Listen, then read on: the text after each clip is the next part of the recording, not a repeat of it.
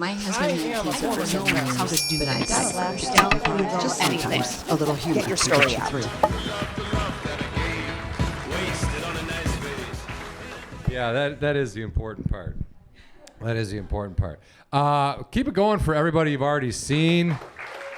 I know it's not easy to get up here. You guys did great talking about pretty heavy subject matter, right? And then, I mean, Lori kicked it all off. Must have been hard for her having family members get cancer. That must be hard. Not getting it yourself, but having other people. So tragic for her. I did have cancer. That is not the funny part. I had testicular cancer, and balls are hilarious. Always. So it's I got it a long time ago. I was about 19 years old. Testicular cancer is the most common form of cancer. Males 18 to 35. And my right testicle did not make it through the battle. Did not make it. Left one is still here, witnessing life. Right one had to lose it. But so now I'm a uniballer, which is fine. It's fine. My dad's buddy, when this happened to me, he was an older gentleman, lived next door to us. I guess one of his testicles didn't drop when he was younger, which is, I guess, happens. So he only had one testicle, and as soon as he found out what was happening to me, he was like, "Hey, look at us, we're a pair of nuts, all right." And that was his big joke for about 5 years.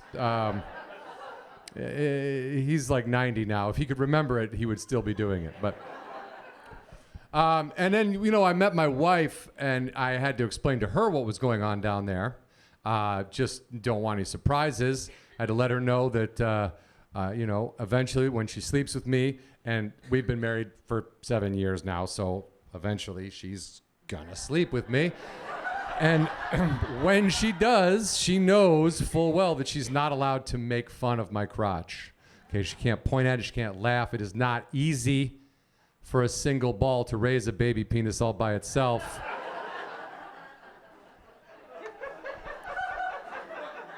Yeah, my testicles are female. They like to be held, caressed, and sometimes they like to have their hair pulled. It's weird. I know, it's weird. They're kinky. I got my diagnosis in college, and it took a little while to get the diagnosis. I was in a dorm room hanging out one day, doing what you do in college, studying through a tube with water in it, and I went to the bathroom. And when I sat down to use the bathroom, the toilet, I realized my right testicle was swollen. Big, like this. I say the size of a softball, but it was probably like the size of a big egg, Too big. And I was like, that's weird. And then I went back to the room I was hanging out. I mean, I finished taking the shit. I didn't just get up and walk into the room. I did the proper what needed to be done. And then I went back into the dorm room I was hanging out in, and I just said, hey, one of my testicles is really big, like swollen. And there was total silence for about 3 seconds, followed by insane laughter. It's just like 6 long-haired dudes sitting around a bong laughing at me, and then that immediately just spawned a bunch of nicknames. Oh, hey, volleyball, let's go. Beach ball, tank nut, we're gonna get out of here, let's go. We got biology class. It's like, okay, yeah, that's funny. And then we laughed about it for a couple of days. And then finally this girl was like, what are you guys laughing at? I'm like, one of my testicles is huge. And we're all laughing, and she's not. She goes, well, you should see a doctor. I go, what?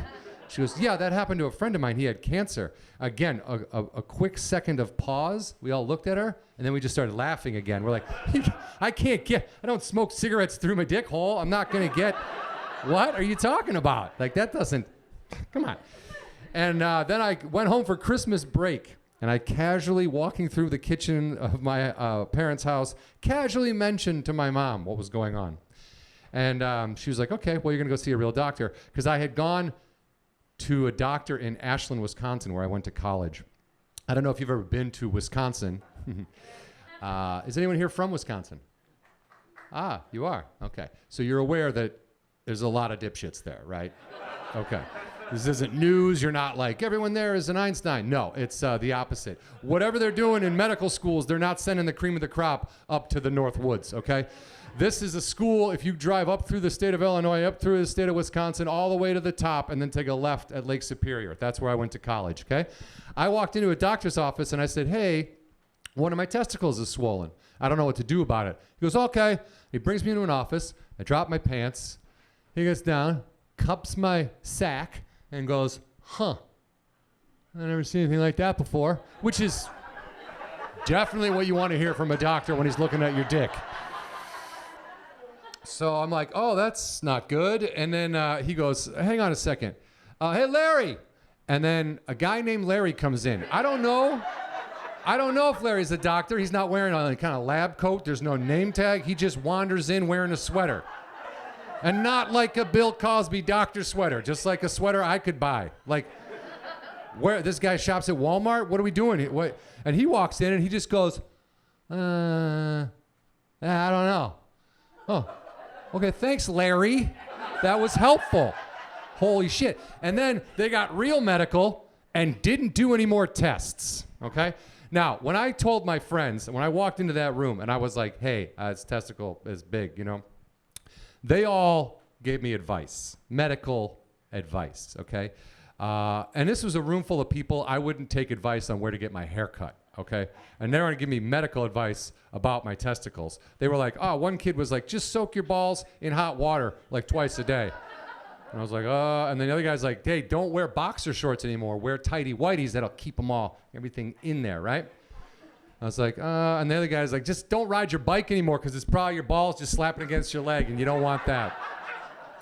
And I was like, you know what? I'm gonna go see a real doctor. And this doctor, he brings in his friend Larry, and they're standing there, they don't know what to do, and the doctor's like, yeah, I don't know, man. So he prescribes an anti-inflammatory pill. He's like, you just take this once a day. And then Larry starts giving out advice. Larry gives me the exact same advice that my stoned college friends, like a PE major, there was a sociology, they both dropped out. Two of these guys dropped out like a week later, okay? Like, they're just idiots.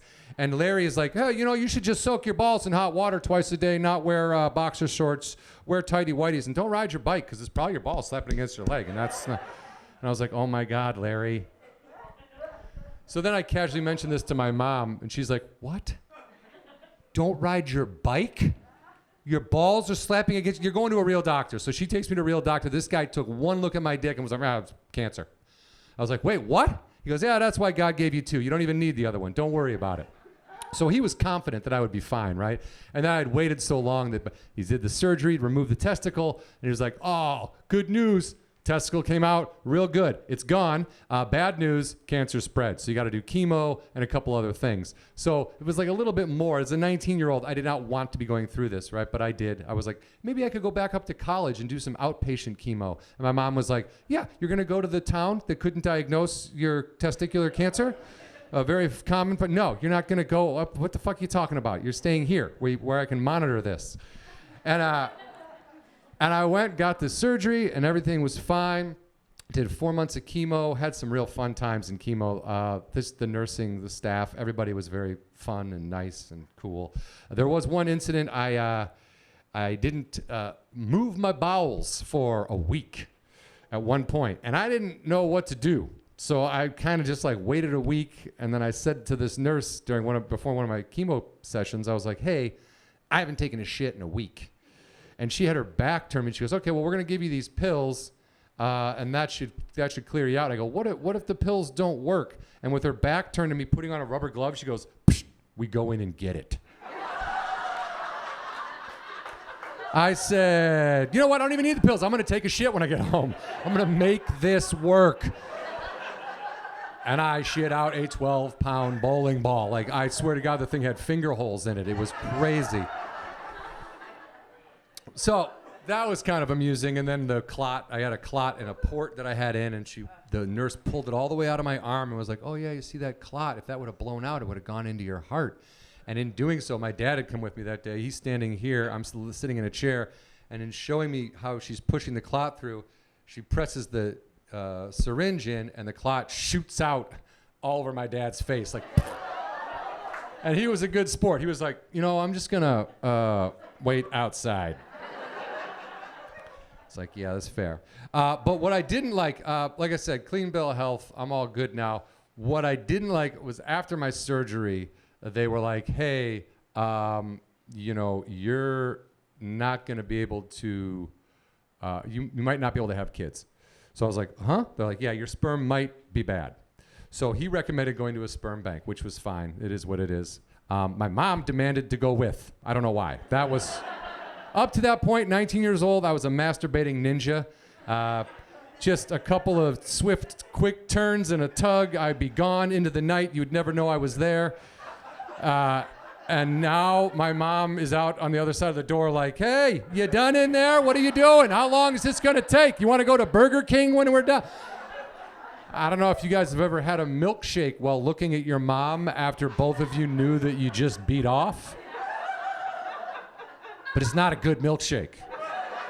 It's uncomfortable as shit.